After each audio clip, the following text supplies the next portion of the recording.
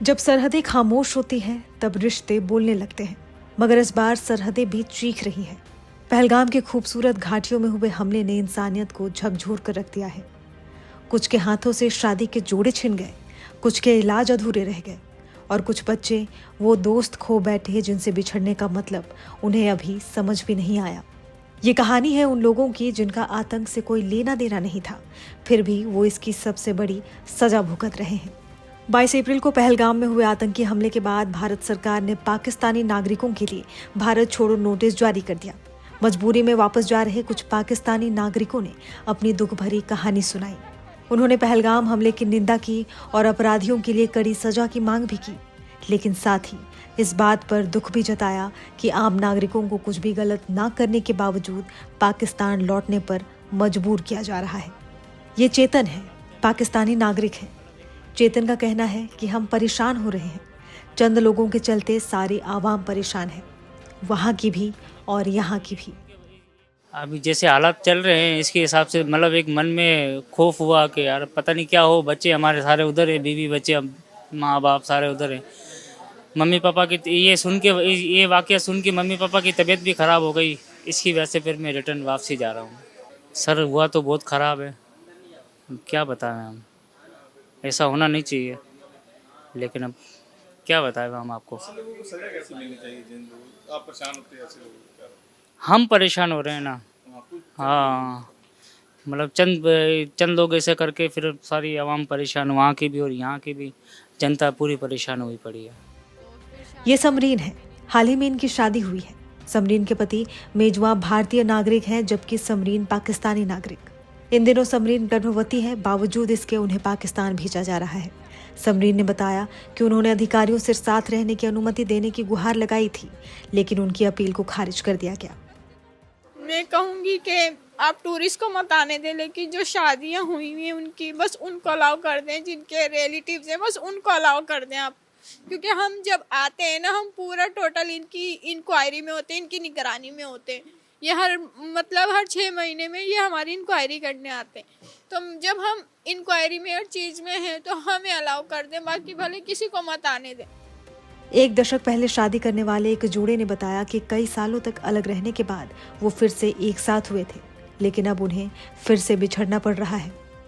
मेरी शादी को 10 साल हो गए और अभी कोविड से पहले मैं गई थी, तो कोविड की वजह से मैं वहाँ फंस गई थी। LTV मेरा अप्लाइड था, मैं नूरी वीज़ा पर गई थी, लेकिन उसकी वजह से मेरा LTV एक्सपायर हो गया, वो ओवर स्टे की वजह से। उस पर मैं फंसी रही, अप्लाई करती रही वीज़ा, लेकिन दिया नहीं। बहुत मुश्किलों बाद, इतने स्ट्रगल्स के बाद 5 साल बाद अब वीज़ा मिला था। तो मैं 6 डेज़ के लिए, बस अभी 6 डेज़ ही हुए हैं मुझे आए हुए। कितने दिन पहले भी आए आप पाकिस्तान? 6 डेज़ हुए हैं बस, और अभी वापस जा रही हूँ। और वीज़ा इतनी इजीली वहाँ मिलता नहीं है। 2-3 बार पासपोर्ट रिजेक्ट हुआ है। 6 मंथ्स के लिए स्टक हो जाता है पासपोर्ट वहाँ से, मतलब फिर भी रिजेक्ट हो जाता है। कोई गारंटी नहीं मिलेगा नहीं मिलेगा। इतनी स्ट्रगल्स के बाद अब मिला था और फिर ये सब हो गया। अब क्या है, आपके सामने आप हालात देख सकते हो हम लोगों के, हमारा फेस बता रहा है। इस बच्चे की क्या गलती है, मेरी क्या गलती है, मेरी वाइफ की क्या गलती है। ये गलत हुआ, वो नहीं कह रहा कि गलत नहीं हुआ, गलत बहुत गलत हुआ। जिसके घर का कोई एक बच्चा भी मरता है तो दुख होता है, लेकिन उसकी सजा हम सबको क्यों मिल रही है। रक्षंदा जहूर ने अपने परिवार को भावभीनी विदाई देते हुए भारत में ही रहने की अपील की। रक्षंदा के जाने से उनका परिवार दुखी है। रक्षंदा के बेटे का कहना है कि आतंकियों की सजा निर्दोषों को देना किसी भी तरह से जायज नहीं है। वहीं रक्षंदा ने भी इस बात पर दुख जताया है। मुझे आए हुए 35 साल हो गए हैं। उस दौरान इन्होंने, मेरा वीज़ा भी मेरे पास है, हमने वीज़े के लिए अप्लाई भी करा हुआ है, लेकिन मेरी नेशनलिटी के लिए भी हमने अप्लाई करा हुआ है, लेकिन आज तक वो मुझे नहीं मिली। अब मुझे इमीडिएटली इन्होंने बोला रात को 9:30 बजे कि भाई आपने बॉर्डर क्रॉस करना है। मैं यही गवर्नमेंट ऑफ इंडिया से यही अपील करना चाहती हूँ कि इतना क्यों मतलब कर रहे हैं हमारे साथ। मेरे बच्चे यहाँ पे हैं, मेरी मैरिज हुई है, मुझे 35 साल हो गए हैं सर। मेरा क्या कसूर है इसमें। निर्वासन का सामना कर रही मीनल ने सरकार से उन लोगों के मामलों पर फिर से विचार करने और उन्हें नागरिकता देने की अपील की है जो शादीशुदा हैं। मीनल का कहना है कि उन्हें क्यों सजा मिल रही है। मैं सरकार से अपील करती हूँ, जो लोग शादीशुदा हैं उन्हें यहाँ रहने दिया जाए और उन्हें नागरिकता दी जानी चाहिए। जिन्होंने पहले ही LTV के लिए आवेदन कर दिया, उन्हें नागरिकता मिलनी चाहिए। सजा उनको मिलनी चाहिए या हमें मिलनी चाहिए? इनके छोटे छोटे बच्चे हैं, वो इधर अंदर फंसी हुई हैं। ये हमारी अभी नई शादी हुई है, 2 माह हुए हैं शादी को, हमने LTV अप्लाई किया हुआ है, अंडर प्रोसेस आ रहा है और हमें ऐसे भेज रहे हैं नोटिस भेज के। ये तो गलत बात है ना। जिन लोगों के कारण आपको ये दिन देखना पड़ रहा है, कैसी सजा मिलनी चाहिए उनको? उनको चाहे जिंदा जलाएं, जो मर्जी करें, उन्होंने गुनाह किए, सजा हमें क्यों मिल रही है? तो सरकार से अपील करेंगे कुछ?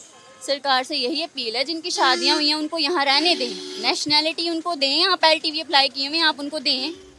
अटारी बॉर्डर के रास्ते पाकिस्तान लौट रहे पाकिस्तानी नागरिक मुफजला का कहना है कि मैं मुजफ्फराबाद से हूँ।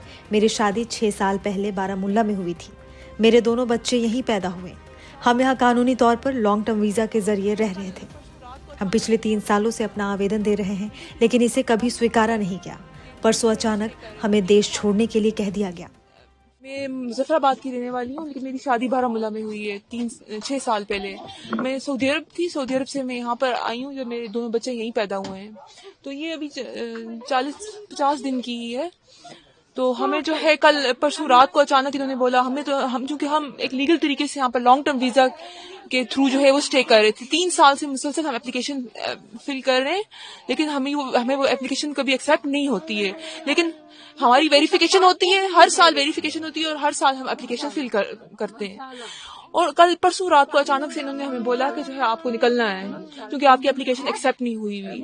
और हम वेट कर रहे थे कब हमारी एप्लीकेशन एक्सेप्ट होगी, लेकिन एप्लीकेशन अभी तक हमारी एक्सेप्ट नहीं हुई। मगर स्टे हमें स्टे हुकूमत की तरफ से मिल रहा है, हर साल मिल रहा है। क्या आपको भेजा जा रहा है?